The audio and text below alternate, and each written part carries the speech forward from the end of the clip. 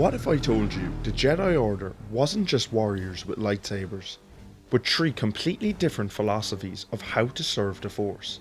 By the end of this, you'll completely understand what separates a Guardian, a Consular and a Sentinel, and why that difference actually reshapes how we see the entire Order. And there's one detail about the Jedi who survived the Purge that makes a lot more sense once you understand these schools of thought. The moment a Jedi chooses. When a Padawan became a Knight, that wasn't the end of training. It was the moment of specialization. From that point forward, a Jedi could align with one of the three distinct schools of thought: the Jedi Guardian, the Jedi Consular, or the Jedi Sentinel. And this wasn't about ranking. It wasn't about power. It was about philosophy. Each path emphasized a different relationship with the Force. Not a different force, just a different focus. And once you start looking at the Order through that lens, you realise that the Jedi weren't one unified archetype, they were a balanced system. So let's walk through them, one at a time. The Jedi Guardian, the Republic's first line of defence. If you picture the classic Jedi, blue blade, battlefield commander, standing between danger and civilians, you're picturing a Guardian. The Jedi Guardian branch focused on martial training and direct defence.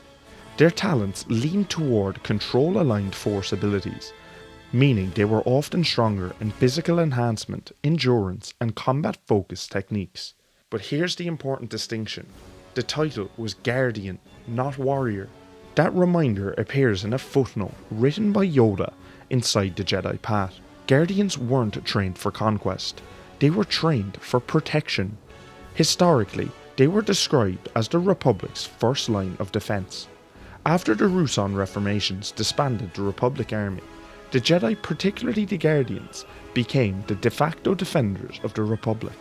They worked the Outer Rim, they policed unstable systems, they carried wristbinders when arrests were necessary, they trained relentlessly.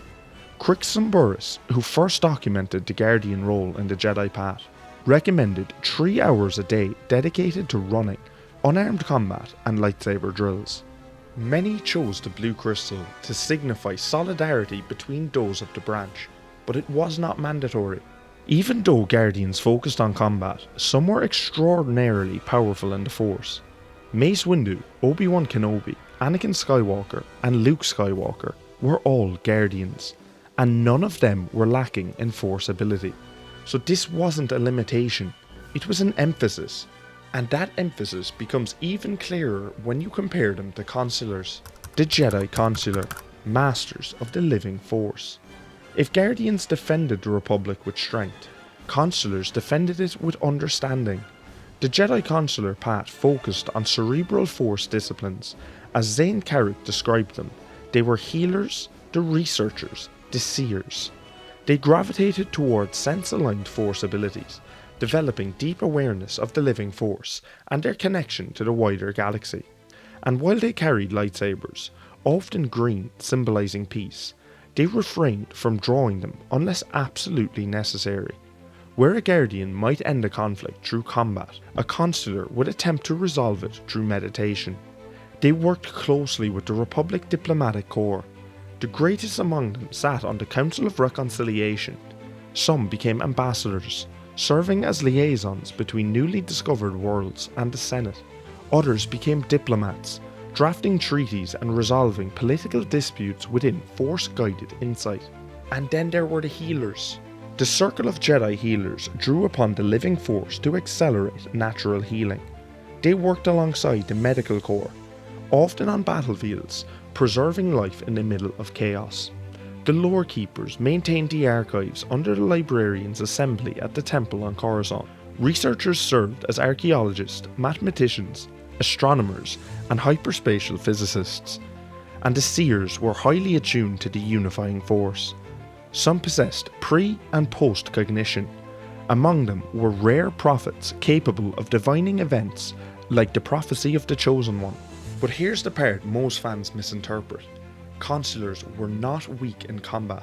Yoda, Shaak Ti and Kit Fisto were all Consulars, and among the finest duelists of their era. So again, it wasn't about capability, it was about approach.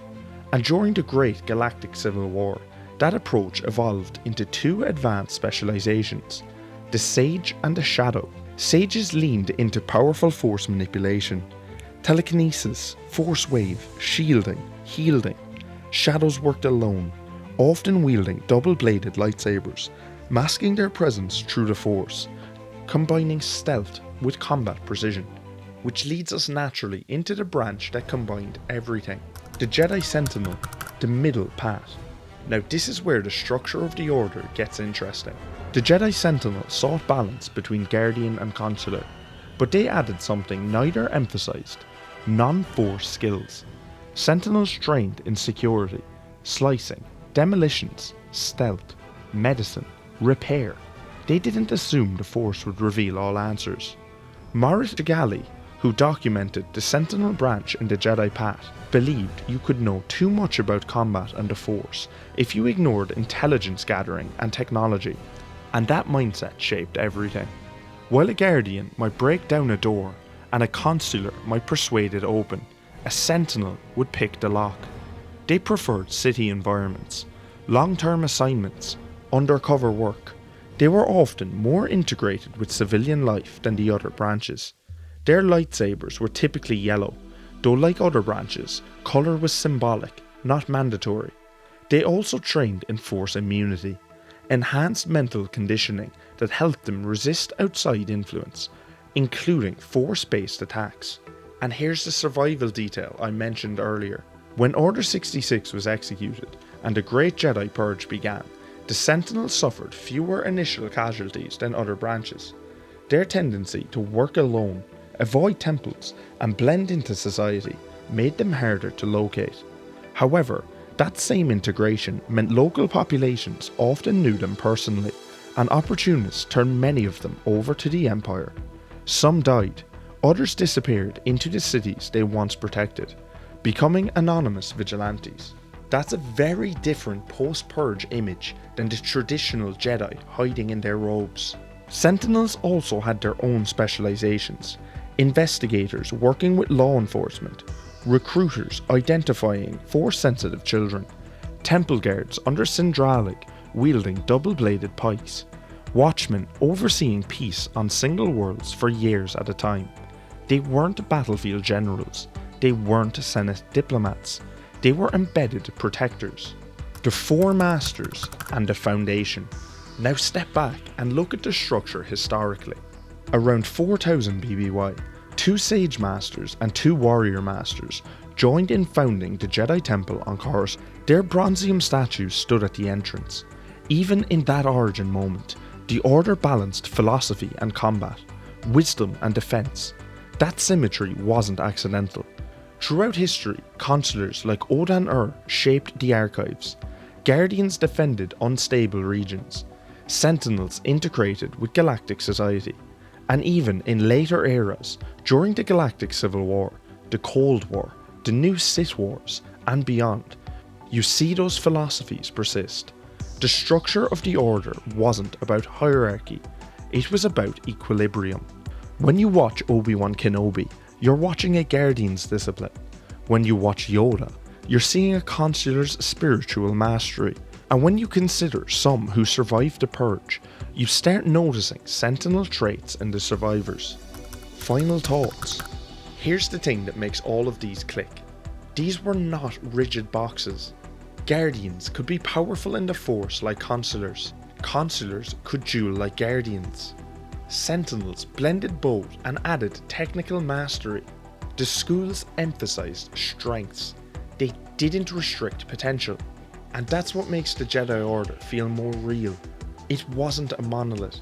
It was a system designed for balance across the galaxy's needs. War, diplomacy, investigation, healing, 3 approaches, 1 force.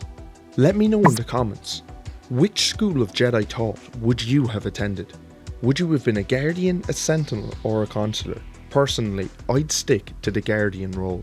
If you enjoyed this video, hit subscribe and let's discover the galaxy's greatest secrets together. Thanks for watching.